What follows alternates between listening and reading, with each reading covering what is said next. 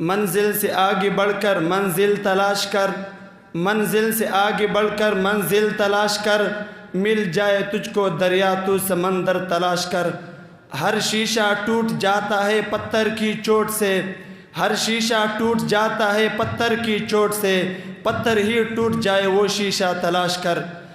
سجدوں سے تیرے کیا ہوا صدیاں گزر گئیں، سجدوں سے تیرے کیا ہوا سجدوں سے تیرے کیا ہوا صدیاں گزر گئی، دنیا تیری بدل دے وہ سجدہ تلاش کر۔ سامعین ذی وقار، حضرات علماء کرام و طلباء کرام، ہم مکتب ساتھیوں، السلام علیکم ورحمۃ اللہ وبرکاتہ۔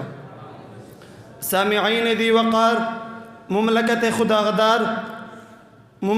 خدادار قدرت کا خاص عطیہ ہے، یہ دنیا کے تاریخ میں عظیم الشان واقعہ ہے۔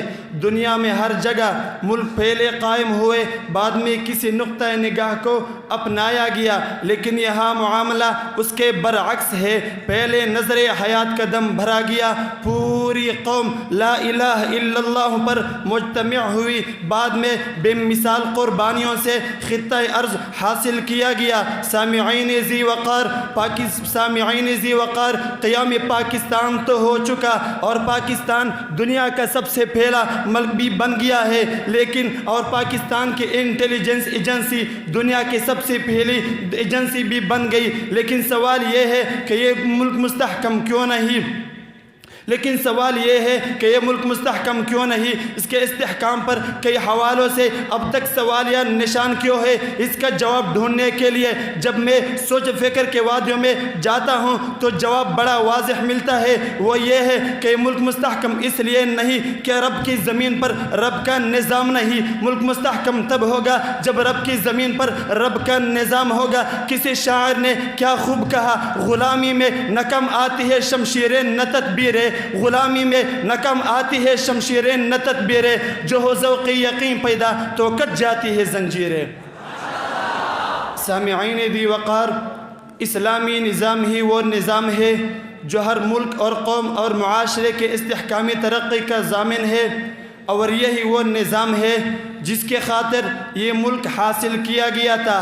ذرا اٹھا لیجئے، ذرا علامہ اقبال کا وہ خطبہ الہ آباد اٹھا کر دیکھ لیجئے جس میں انہوں نے کہا تھا، میں سرحد بلوچستان سندھ پنجاب پر آزاد اسلامی ریاست دیکھنا چاہتا ہوں۔ ذرا اٹھا لیجئے قائد اعظم کی وہ تقریر جس میں انہوں نے کہا تھا، ملک صحیح معنوں میں مستحکم تب ہوگا جب اس میں اسلامی نظام نافذ ہوگا۔ کیا بانی پاکستان اور مصور پاکستان ایسا پاکستان دیکھنا چاہتا تھا جیسے ہم دیکھ رہے ہیں؟ یقیناً نہیں۔ وہ اس ملک میں اسلامی نظام چاہتے تھے، وہ اسلامی نظام جس میں محمود عیاض کو یکساں انصاف ملے، وہ اسلامی نظام جس کے ذریعے مجرموں پر حدود جاری ہو، وہ اسلامی نظام جس کے تحت کام کرنے والے ادارے رشوت اور سود سے پاک ہو، وہ اسلامی نظام جس کی معیشت سود سے پاک ہو، وہ اسلامی نظام جس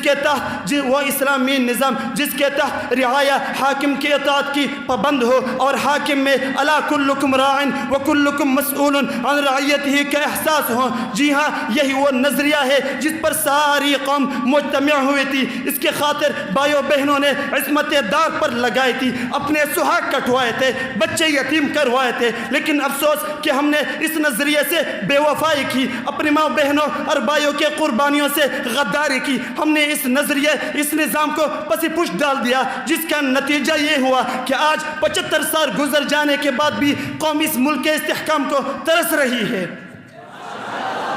سامعین ذی وقار، اس ملک کا استحکام اسلامی نظام کے نفاذ میں ہے، لیکن سوال یہ ہے کہ اس کے نفاذ کا ذمہ دار کون ہے؟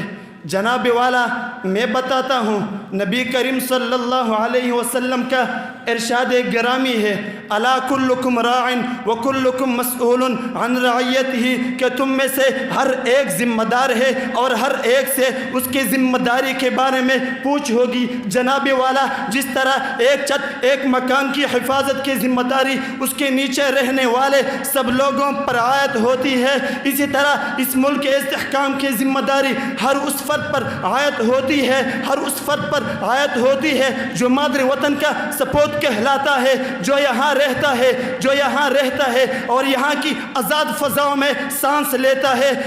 یہ ذمہ داری میرے اوپر بھی ہے، آپ کے اوپر بھی ہے۔ آج ہی اس نظریے کو مضبوطی سے تھام لیجئے اور یہ عزم کر لیجئے کہ اس نظام کا نفاذ میرے ذمہ ہے، میرے ذمہ ہے۔ آپ میں کوئی عالم بن کر، کوئی مفتی بن کر، کوئی ڈاکٹر بن کر، کوئی انجینئر بن کر، کوئی سیاستدان بن کر، کوئی مجاہد اسلام بن کر میدان عمل میں آئے گا اور اس نظریے کی تکمیل ہوگی۔ سامعین ذی وقار، آخر میں اس شعر پر آپ لوگوں سے اجازت چاہوں گا۔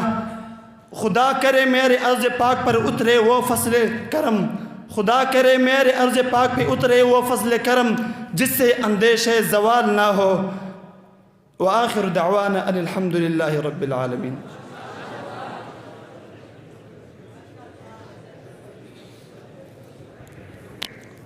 ماشاءاللہ، یہ تھے بھائی ادریس جو بہت ہی خوبصورت